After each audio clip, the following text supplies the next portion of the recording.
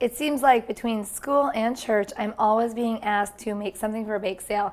Baking is not my strong suit, so I am here with our family food expert, Alice Seufert, and she's going to give me some ideas and tips on things to make for my bake sales.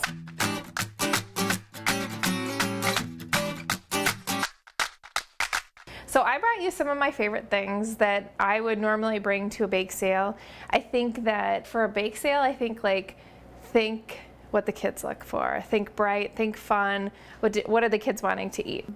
I make carameled apples. That's a really fun thing to do. Dip them in like little cookies or candies or different things like that. Strategically thinking for a bake sale, you want to think too, like it's nice to have smaller items and then larger things that people can buy, but things that will actually make some money to help the bake sale. Yes. So I like making the carameled apples because people are willing to pay a little bit more because they're such a unique item at a bake sale. Yes, that's a great point. Okay, and then what do we have here? People love Rice Krispie bars. To make it a little fun so that the kids are like, Mom, will you buy these Rice Krispie bars for me? I always make Fruity Pebbles ones, these rainbow ones. The kids just like love those, and secretly I do too. Yes. Those are some favorites. And then, you know, I just found like another Cheerio cereal that you can make them with, but really like it's a standard recipe, like the Rice Krispie box recipe, which is like 3 tablespoons of butter, 6 cups of cereal, a bag of marshmallows. Super simple. You don't have to be a great baker to put something like that together. You just put it in a 9x13 pan and you're ready to go, and you can cut it up. Yep.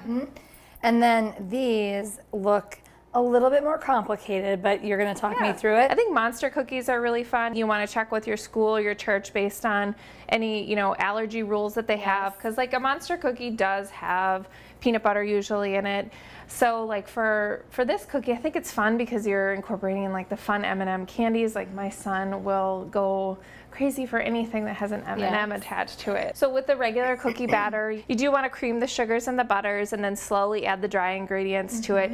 And that's what I've done. So this has the peanut butter. It has a lot of oats in it too. And then I like to add M&Ms, and I like the Ghirardelli chocolate chips. M&Ms, and these are big chocolate chips. Yeah. Those look delicious. And then I like to use, you can use craisins, raisins, or these are dried cherries. I think the dried cherries just make it like a little more fancy. And they're pretty, they're so pretty. Yeah. Too. And then coconut. So I'll just throw these in here and show you like how beautiful like the dough gets. Do I get to add all these? Yeah, you can take a few out of it.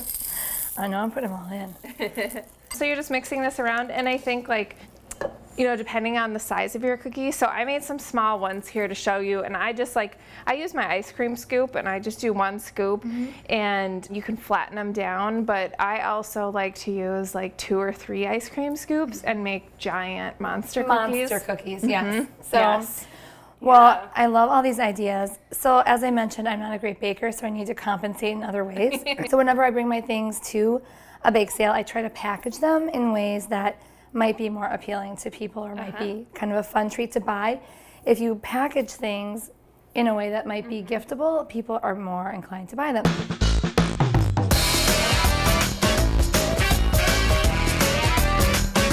So I've taken your monster cookies and put them in a basic mason jar. This is a wide mouth mason jar.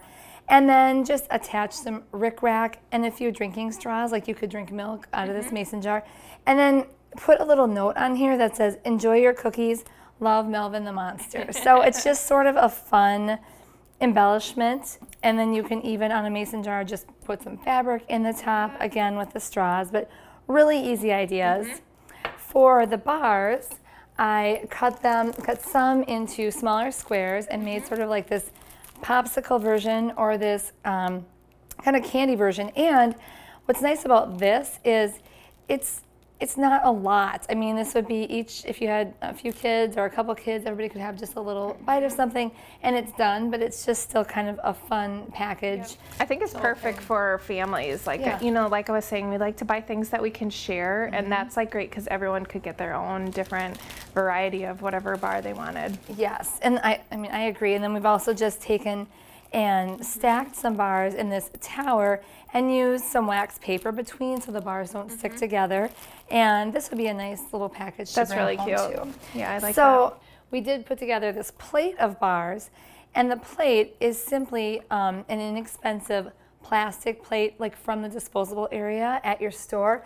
But we've taken and Mod Podged some fabric to the back, which is really, really easy. So you start with your clear plastic plate, and you simply put Mod Podge, which is a glue. You can also use like Elmer's glue, and just put it all over the back. Lay the fabric on with the kind of the pretty side, or the up towards the plate. Glue it on and then trim around, and you've got these great little display plates, which would be really fun for kids to help out with too. I think so, yeah. To have the kids help out before the bake sale. Yes. And sometimes it turns all to the mom to have to get ready for the bake sale. And kids do want to be involved, and there's certain things that they just can't be involved with. So this would be something really fun.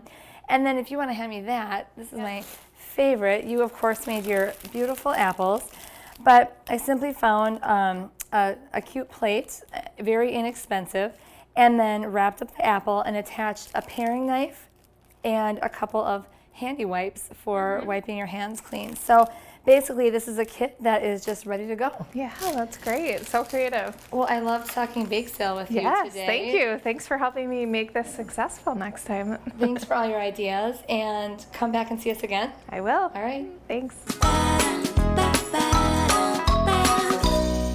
Not a baker, but need to make something for a bake sale? Head down the baking aisle of your local grocery store and pick up a box mix of cake or brownies and make it your own. Add your favorite cookies or candy to the mix.